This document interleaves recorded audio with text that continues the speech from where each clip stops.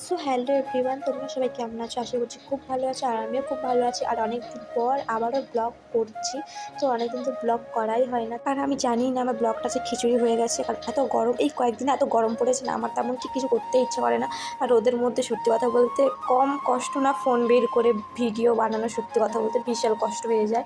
আর এই কদিনে যা গরম পড়েছে, আশা করি তোমরা সেটা জানোই যে কত গরম পড়েছে। এদিকে তো ঘুম থেকে ওটা ব্রাশও করে নিয়েছে, আর কোনো ঘুমই ভাঙছে না। ব্রাশ করার পর তারপরে না ভাবলাম না থাকে, এবার আমাকে করতেই হবে, না করতেই হবে, চুল বাঁধতে হবে। তো আমিও আর না সকালবেলা বিরাট না খিটখিট লাগে মনটা, সত্যি কথা বলতে ভালোই লাগে না। তো যাই হোক, এদিকে আমি ক্রিম লাগিয়ে নিচ্ছি আর চুলগুলো বেঁধে নিচ্ছি, আর আমার বরকে তো হাজারবার ডাকলে আমার বর উঠে না। তো এদিকে তো আমি রেডি হয়েই পড়েছি, আর আজকের ভিডিওটা নিজেই জানি না সত্যি কথা বলতে কী ভিডিও বানাচ্ছি বলে কী যেন হজবরল হয়ে গেছে ভিডিওটার মধ্যে। তো একটুখানি ম্যানেজ করে নিও। যাই হোক, আর এদিকে আমি রাস্তাতে বেরিয়ে পড়েছি, আর এদিকে দেখো সকালে একটাও লোক নেই, শুধু আমরা দুজনেই আছি মনে হয়, ফাঁকা রাস্তা। তো যাই হোক, এত সকালে কেই বা ঘুম থেকে ওঠে, আমরাই শুধু উঠেছি মনে হচ্ছে। তারপর দেখলাম যে না না, আমরা একা উঠিনি, সবাই উঠে গেছে, আমারই মনের ভুল এটা।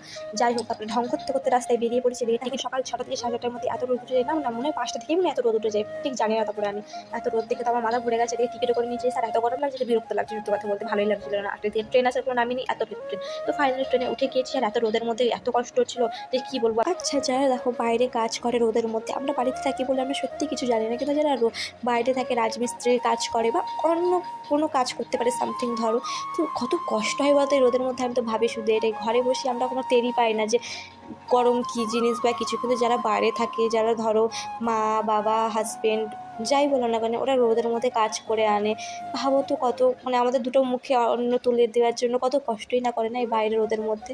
তো যাই হোক, আমি মনে একটু বেশি জ্ঞান দিয়ে ফেললাম, কিন্তু এটা জ্ঞান না গাইস, তোমরাই আশা করি বুঝতে পারছো যে সত্যি কত কষ্ট হয়। তো যাই হোক, এতে আমি বাড়ি চলে এসে মুড়িও খেয়ে নিয়েছি। আর এদিকে আজকে আমার বোন রান্না করেছিল ভাত, মাছ ভাজা, সরি মাছ ভাজা নয়, মাছের ঝাল। তো এদিকে তোমরা দেখতেই পাচ্ছ কী করেছে, কী কী খেয়ে নিয়েছি সব কিছু। আর এদিকে আমার বোন বলছিল চ দিদি আমরা একটু বোঁদে বানাই। তো ওই জন্যই বললাম ঠিক আছে চ, এটা রেডিমেড তো এমনিতেই ভাজা থাকে, শুধু এটাকে চিনির শিরার মধ্যে দিলেই হয়ে যায়। আশা করি এটা সবাই খেয়েছো। তো যাই হোক, এদিকে আমার বোনের দিকে বানিয়ে নিচ্ছে। আর সত্যি কথা বলতে খেতে কিন্তু হেভি হয়েছিল, সত্যি কথা বলতে। আমি তো ভাবছি, আমি তো এরকমভাবে কোনোদিনও খাইনি, আমরা তো মানে কিনেই আনি, বাট এটা খেতে সত্যিই খুব ভালো হয়েছিল, অনেক সুন্দর হয়েছিল। আর একটুখানি রেখে দিলে খুব ভালো হয়ে যায়। আর আমার শুধু একটুখানি ভুল হয়ে গেছিলো আমাদের, যে চিনির শিরাটা একটু যদি বেশি দিতাম তাহলে খুব ভালো হতো, কারণ ওই বোঁদাটা শুকিয়ে যাওয়ার পর মানে রসটা ভিতরে টেনে নেয়, সেই জন্য আর কি। তো যাই হোক, এদিকে আমার দাদু এনেছিল চিকেন পকোড়া, তো খুব টেস্ট হয়েছিল খেতে, অনেক দিন পর খেয়েছি।